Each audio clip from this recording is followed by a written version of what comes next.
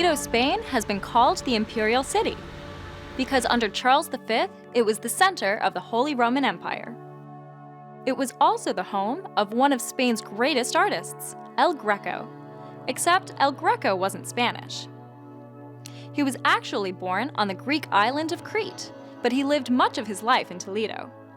And El Greco wasn't even his real name. El Greco is simply Spanish for the Greek. But Toledo is famous for something else, and you see it sold everywhere. Here's a hint.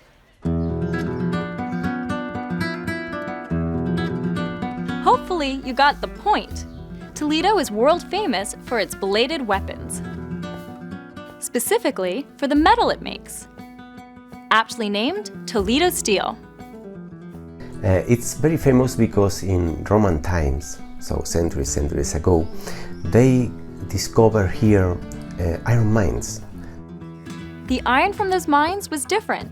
When turned into steel, it made swords that had extreme hardness, but still great flexibility.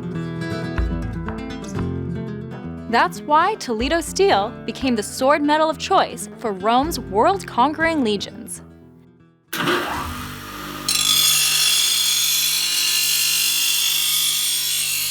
Even after almost 3,000 years, Toledo continues to produce high-quality swords.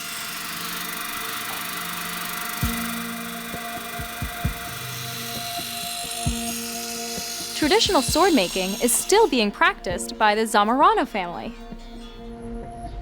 We know that we are the fourth generation making swords, but we don't know if we make them before that.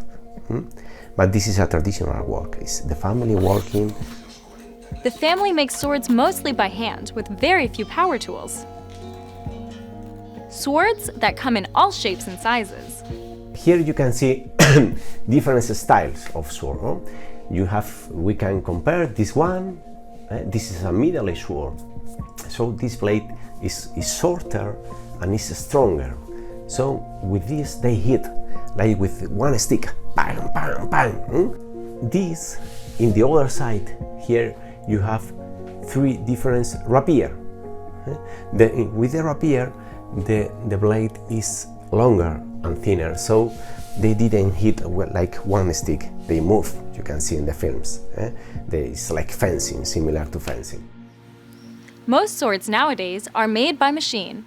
Only a handful of master craftsmen, like the Zamorano family, are still creating swords the old-fashioned way.